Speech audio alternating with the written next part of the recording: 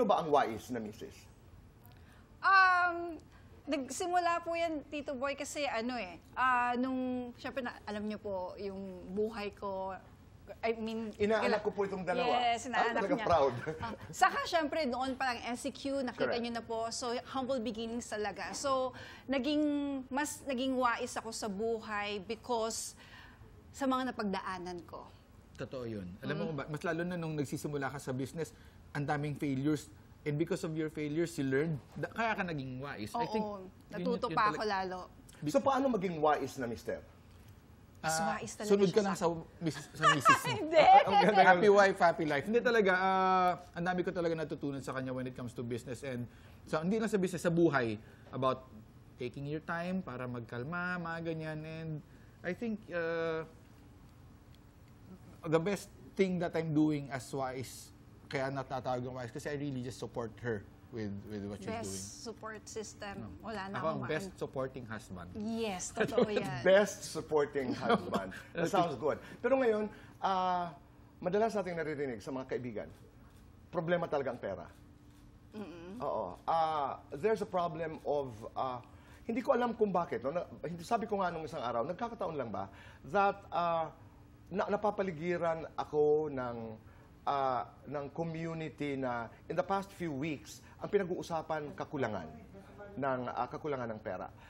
Kung i-apply mo yung pagiging wais sa negosyo, siyempre hindi maiwasan pag-usapan ng pera. Tips, paano ba maging wais sa pera? This is what I always say. Even if you have money, live. Kunyari, when I started earning, pwede ko ma-afford yung magagandang cars and malaking bahay. I still chose the smallest house. And yung pinakasimple lang, lifestyle, we never live lavishly. Or go beyond. Oo, kumbaga, if I had 105,000 pesos, I'll just spend my 5,000 pesos. Doon ako natuto sa kanya. Before, Tito Boy, nung nag-aartista, hindi ko naman syempre nasanay na ako na umidarating na trabaho. So talagang doon ako, gagastusin ko kung anong meron ako. Tapos, hindi pa dumadating. Oo, binibilang ko na agad, may utang na ako, mga ganyan. So, nung nakilala ko si Chito, nakita ko kung gaano siya kawais sa pera.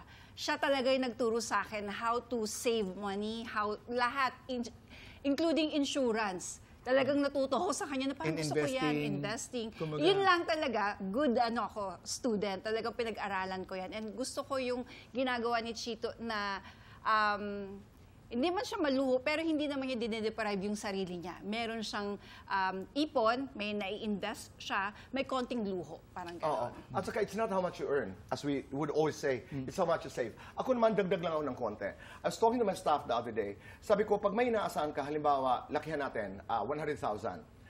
Meron ho tayong kahinaan. It's human weakness na hindi pa dumadating yung 100,000, nagplaplano ng isipan mo. Na parang, dito bibili ako ng ganito, dito ako bibili ng ganito, dito babayaran ko ito, maganda magbayad ng utang, ito para ito kay ganito. May plano ka na, hindi pa dumadating. Ang nangyayari ay, in one of the cases that I witnessed, nangutang na against ditong pera na kikitain. Halimbawa, I borrowed 30,000, 100,000, may 70,000 pa ako matitira. Hindi natuloy.